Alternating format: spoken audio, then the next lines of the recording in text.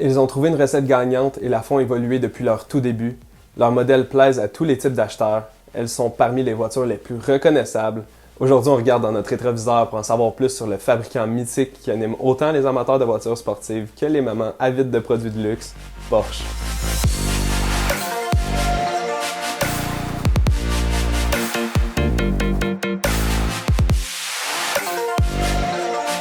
Ferdinand Porsche fonde son entreprise en 1931 à Stuttgart, en Allemagne. Ses efforts se concentrent sur le développement de nouvelles technologies en matière de motorisation et en consultation.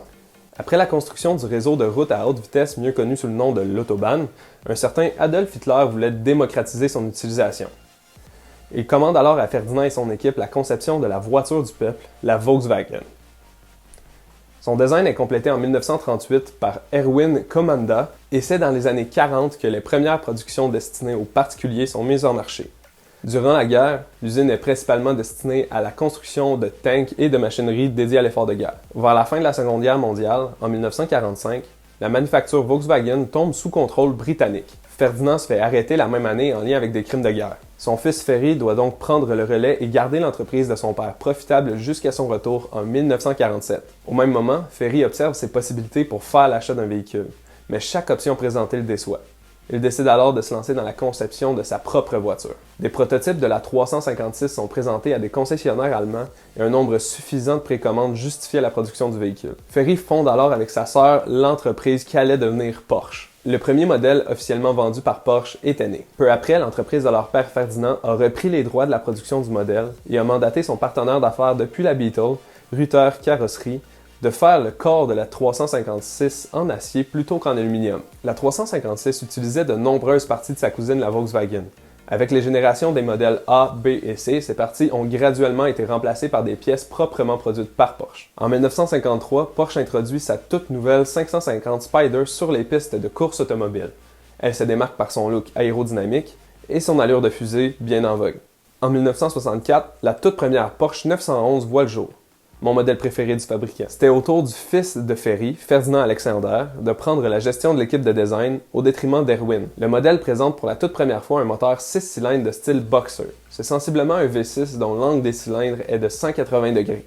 Le terme Boxer signifie que les pistons opposés bougent en même temps plutôt qu'en alternance, donnant au moteur un son unique et reconnaissable. Il développait d'ailleurs près de 130 chevaux vapeur. En 1972, l'entreprise change de forme et passe d'une entreprise familiale limitée à une entreprise publique. Son premier directeur général est Dr. Ernst Fuhrmann, qui travaille déjà chez Porsche depuis des années dans la division développement moteur. Quelques années plus tard, Fuhrmann planifie de remplacer le modèle 911 pour une toute nouvelle plateforme avec un moteur à l'avant. La 928 avait un V8 qui acheminait sa puissance aux roues arrière. Son style venait vraiment casser le langage stylistique qu'avait établi le fabricant dans les années antérieures. Malgré ses fonctionnalités de luxe supplémentaires, la 911 restait le modèle préconisé des acheteurs.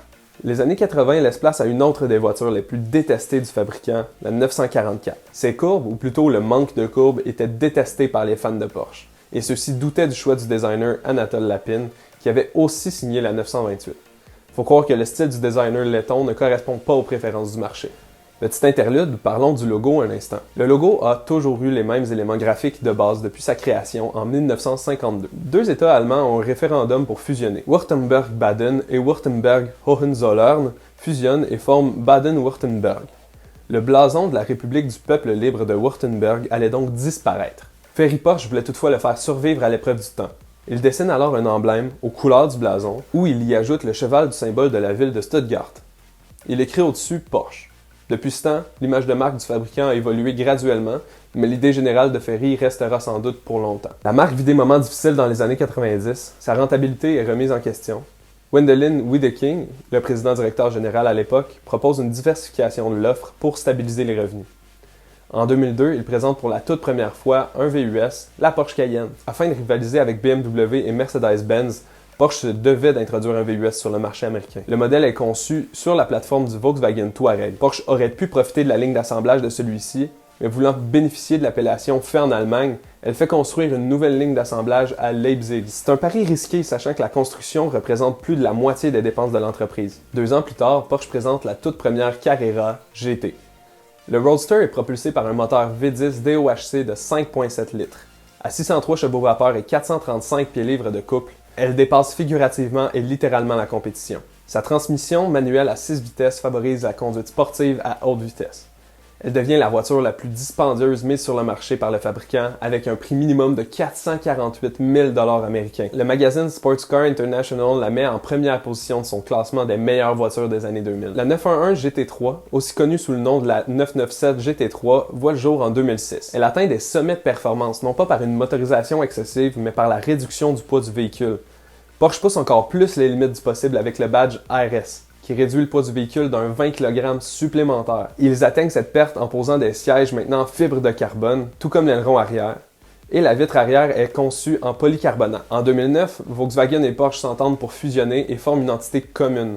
Le groupe s'agrandit avec le temps et réunit Volkswagen, Audi, Skoda, Bentley, Bugatti, Lamborghini, Porsche, Ducati et plus encore. En avril 2009, on présente aussi pour la toute première fois la Panamera avec son look unique et ses performances impressionnantes. Porsche vient tout juste d'annoncer la toute nouvelle Taycan, alimentée par une motorisation 100% électrique. Le modèle a 3 variations, soit la 4S, la Turbo et la Turbo S. Le moteur électrique n'a bien entendu pas de turbocompresseur, et ça crée tout un tollé sur Internet.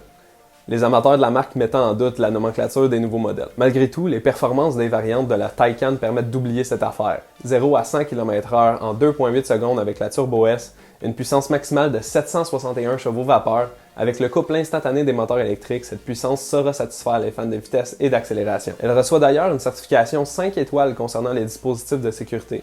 Comme quoi aller si vite n'aura jamais été si sécuritaire. Au fil des années, Porsche a su garder son langage esthétique mythique et reconnaissable tout en innovant et en mettant ses modèles au goût du jour. Ils ont su traverser des périodes difficiles et survivre malgré l'adversité. Leurs voitures sont le symbole du luxe et de la performance et ce pour tous les types d'acheteurs. Le 18 mars 2020, Porsche annonce qu'elle suspend ses activités de production en raison de l'aggravement de la situation entourant la COVID-19. Je tiens aussi à mentionner les fabricants qui concentrent leurs efforts sur l'aide aux systèmes de santé internationaux. Des ingénieurs de l'équipe de F1 de McLaren ont réussi à développer un prototype de respirateur permettant à protéger les intervenants de première ligne en utilisant des pièces qu'on retrouve sur les tablettes de magasin. Tesla fabrique des respirateurs artificiels en utilisant différentes pièces conçues pour leur véhicule. Les modules sont entre autres munis d'une batterie pour pouvoir fonctionner pendant plus de 40 minutes dans le cas d'une panne d'électricité. Mercedes se joint aussi à l'aide en produisant des machines CPAP avec l'aide de l'Université de Londres, permettant d'aider les patients atteints de difficultés respiratoires. Et c'est ce qui met fin à cette vidéo. J'espère que vous avez apprécié cet épisode. Si vous avez des idées ou des suggestions pour la prochaine, n'hésitez pas à les laisser dans les commentaires, que ce soit un véhicule, une marque ou encore une personnalité de l'industrie automobile. Aussi, laissez-moi savoir si vous avez apprécié l'épisode en laissant un thumbs up en bas de la vidéo. Abonnez-vous à la chaîne si vous ne voulez pas manquer les prochaines. Alors on se revoit la semaine prochaine pour un nouvel épisode de Rétroviseur. Ferry fonde alors avec sa sœur la Porsche Constructionen. Ferry fonde alors avec sa sœur la Porsche Constructionen